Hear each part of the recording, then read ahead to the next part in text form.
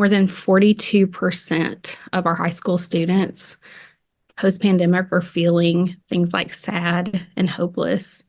And even more shocking, I think, to some people, more than 20% seriously considered things like suicide, more than 10% attempted suicide. So then you had people like the mayor and the New York City Health Department that stepped in, right, and said we need to do something. And the something was providing mental health care that was accessible to all. Hey, this is Epicenter NYC. We connect our communities to news, information, and each other. I'm your host, Amber Castillo. The Adams administration, in partnership with the New York City Department of Health and Mental Hygiene, recently announced the launch of a new 3-year initiative aimed at helping teens get access to free therapy. Talkspace, a New York-based digital mental health company, is set to operate the program called TeenSpace to offer tele-mental health services to kids between the ages of 13 and 17. Today, Nicole Perrino of The Unmuted sits down with Talkspace therapist Erica Patton Simpson to unravel the details. Erica sheds light on how the pandemic has reshaped our approach to mental health and also touches on startling statistics surrounding the crisis among high school students and the crucial role of therapy. Finally, they'll get into the logistics. Who's eligible, how do teens sign up, and what about the confidentiality and the scope of discussions in therapy? Let's dive in. So we shared news last month about free therapy for teenagers here in New York City, thanks to a partnership with Talkspace. I'm here with Erica Patton Simpson to learn more about Talkspace, the creation of TeenSpace, and how the program works. So thanks for taking the time to talk with me today. So if you could just tell me a little bit more about Talkspace first. Yeah, thanks again for having me today to talk about Talkspace and how we fit into the healthcare world and meeting mental health care needs for everyone, right? Making mental health care accessible for all. Talkspace has been around for more than 10 years. We were just the pioneers in tele-mental health, specifically in giving people the ability to message a licensed therapist anytime that you needed to. And that just changed everything for mental health care. We've just seen such an ability to have accessible mental health care as a result of messaging therapy. And so we just did a lot to open up access and give people a really convenient way to get help. So fast forward to everything that we've been through as a world 10 years later, the pandemic, everything that happened through COVID. We still are in a pandemic, and it really changed the stigma around mental health care. And so now we look at convenience around, you get on Talkspace.com and you see that you're covered under your insurance. You're likely to only pay probably a $25 copay to see a therapist, or maybe you're covered under one of these programs that we're going to talk about today. Absolutely. So I read that you signed, it was a $26 million 3-year contract with the Department of Health and Mental Hygiene to offer these much needed services. So can you tell me a little bit about how that came about? Yeah, I think when you think about the mayor, right, and the New York City Health Department, they stepped in when they saw what you and I were just talking about, right, which is more than 42% of our high school students post-pandemic are feeling things like sad and hopeless. And even more shocking, I think, to some people, more than 20% seriously considered things like suicide, more than 10% attempted suicide. So then you had people like the mayor and the New York City Health Department that stepped in, right, and said we need to do something. And the something was providing mental health care that was accessible to all. And that turned into free therapy for teens 13 to 17. And Talkspace was able to power that initiative. And I'm one of the 4,800 therapists here that provides those services. And so we are just so excited to be able to fill the enormous gap that there is in mental health care, and specifically here in New York City. And we hope that other cities will take notice and do the same. Mental health care access should be available for everyone. Absolutely. I was just going to ask that too. Do you know if any other cities in the US have participated in anything like this, or is that something that you guys would be interested in partnering with other cities? Yeah, we're definitely interested in partnering. And just recently, we have Baltimore, Maryland city schools that signed up to do the same. Yeah, I mean, it definitely hits close to home. I have a 17-year-old and she entered high school right on the cusp of it. So, her freshman year was completely remote. And I just saw a huge shift in just her mood, and I got therapy services for her as well. So I definitely, I see how helpful it is. And I think it's important. So it's free for ages 13 to 17, and this is whether they're in public, private, or charter school. Is there any documentation that needs to be provided, and can undocumented teens still access this program too? They can. 13 to 17, just Talkspace.com/New York or NYC, right? It's super easy to sign up. You do need parent consent with a few exemptions, right? You just get on, you sign up, you take a brief assessment, and then you're able to match with someone that meets the criteria that you set, right? And so you're matched really quickly, and then you get these licensed therapists, right?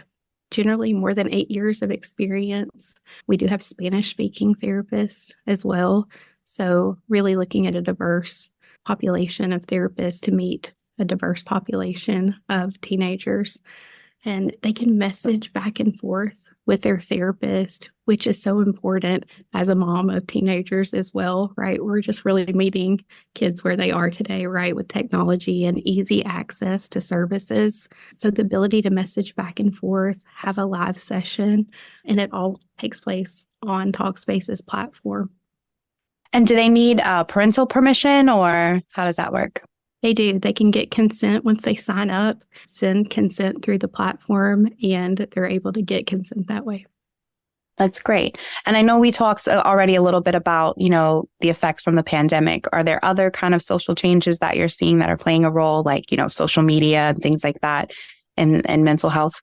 Yeah, I think overall, just seeing that the majority of youth have had a higher propensity to depression post-pandemic, and really most studies say that we're still in the pandemic. So I want to be careful about how I portray that, but they're still not receiving mental health treatment. And that's scary for me as a mom and also as a practitioner. And so I think, do I think that those things play a part? Of course I do. But the reasons, I think, on the other side of that are probably high cost. That's what studies say, right? Or lack of insurance coverage, maybe the time and effort involved. A lot of us are working multiple jobs. You're a parent. We're all busy. Maybe we have multiple kids that are going in, multiple different directions. It's difficult to get everybody where they need to go and meet needs while also considering price. And, is insurance going to cover that? Am I going to get a huge bill on the other side of that? That's what the mayor saw, right? And the Department of Health. And I think that that's what we're solving for on the other side is this is free. We're trying to solve for a huge mental health crisis by doing just that, right? It's a free service. We're providing what kids are saying that they need. And I mean, we could talk a little bit more about that. Kids are saying, I need this. I need to get something off my chest. Wow. Be the person to say that to. Wow. So you are hearing kids are actually the ones, because I was going to say that, what about for kids who might be, or teenagers who are hesitant, what can parents kind of say to them? But so you're seeing that, they're actually the ones kind of saying that they do need to talk to someone. Yeah, I think in the focus groups that we did, even in New York City, right? Kids are saying I need, just like I said, I need to get something off my chest, or I need to vent. Just this would be helpful to me. And it's totally confidential, right? That ability to send a message to someone that responds every day is significant as well. But I think the ability to provide access to care before there's a more serious issue down the road, I think we'll see a significant decrease in some of those statistics that we talked about earlier. And is there anything that's kind of out of bounds or off limits as far as what discussion wise that A really beautiful thing about therapy, right, is that there aren't limits to what you can talk to your therapist about, right? It's sort of a safe space to talk about anything that's going on in your life. And of course, there's always the limits to confidentiality, things like suicidality or homicidality or abuse and neglect, those kinds of things, right? But those are things that you always talk to clients about up front. And that's where trust is built in a therapeutic relationship, right? Because you're always really honest with each other. And that's the reason that you can have that kind of open dialogue. So the way it works, it says you can message your therapist as much as you'd like. So is each teen paired with one therapist? Yeah, of course. You're always working with the same therapist and you meet live with the same therapist that you're messaging with as well. And if they feel for some reason that they need more than one of like the video sessions per month, is that something that like insurance can possibly pay for or out of pocket? Yeah, absolutely. And that's a conversation too with your therapist. There is an additional need. That's something that you would want to talk to with the person that you're seeing. Like what is there that I can do that's in addition to that, right? And, so far, do you know any of the numbers of how many teens are already signed up for this service? I know did it just launch in, I believe, December, or that was just when it was announced? We're going to let the New York City Health Department report out on the numbers, but we're so pleased with what we've seen so far. Amazing. And I know as far as for example, my daughter, she's, on varsity softball and volleyball, and she's joined a few councils, she's gearing up for college. So I know sometimes it's a little hard to schedule it in. So this seems like it's very flexible too. I was thinking about when you just said that, having a daughter that's going to graduate in May as well and getting into that just super. Oh, wow. Congratulations. We're almost there, Mama. It's like that idea that mental health is health as well is such an important conversation for us as parents to be having with our children. No matter how that word parent is defined, right? Whether you're a foster parent or however that looks at your home, I think that's such an important conversation for us to be having, that's just part of health, right? Because we want this generation of children to grow up and know that it's okay to ask for help. It's okay to talk to somebody when you're just feeling overwhelmed, or the intention is to keep it from getting more serious and significant. So it's a sign of strength to take care of your health. And I know, they always say when it comes to therapists, sometimes it's like dating, like maybe the first one might not be a good match. So is that also an option for them if they feel like they'd like to try someone else? Yeah. The good news is more than 8 of 10 people stay with their original therapist. But sometimes things like you mentioned being so busy, right? Maybe you need a different time, or maybe you need to see somebody on a Saturday afternoon or something like that. Then you're we have a really easy option within your account, right? You can change therapist at any time. That's great to know. And then is there also family options too? Like if, the parents want to kind of get involved or just understand how to better support their child? Yeah, absolutely. What I would say is like in conjunction, of course, with your teen, because you want to keep that a safe space, have that conversation, right? If I was a therapist for your teen, for example, having that conversation, like, do you want your mom to be involved in care, and then coordinating that way? So yeah, we have a process to involve family as much as clients are comfortable.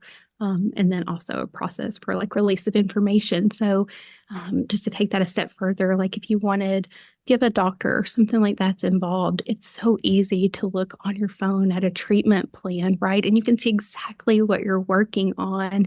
So perhaps maybe if you had somebody that was on a medicine, then your doctor can see exactly what you're doing in therapy at Talkspace. It makes it really easy for coordination of care. I love that. And is there anything else that you think that, families should know, or just ways that parents can, better support their children during, obviously, like you said, it's a lot going on in the world right now. So I know I think everyone I know is going through something right now. So just, any kind of words of wisdom. Absolutely.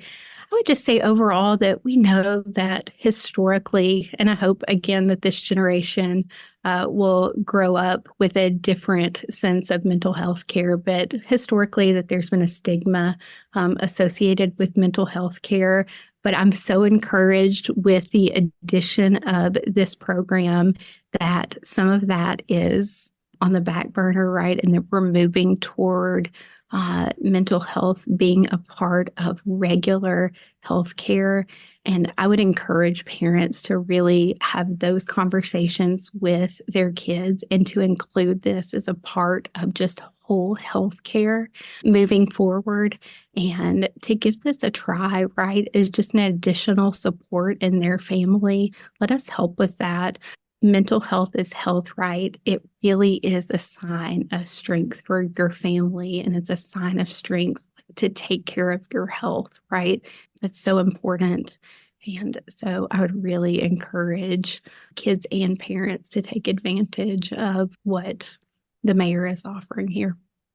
No, I think it's a wonderful thing. And I know even me as a parent, I have to, I have an 11-year-old as well. And, I joke sometimes that there's things that she'll share with her sister that she won't share with me. And I think sometimes as parents, we have to give up a little bit of that control and understand that maybe they might not want to talk to us about certain things, but as long as there is someone that they have to go to, and we know that it's a trustworthy person that can give them good guidance, I think it's a great thing. So, I love what you guys are doing, and I definitely want to make sure that all parents can take advantage of it. So thank you. I appreciate that.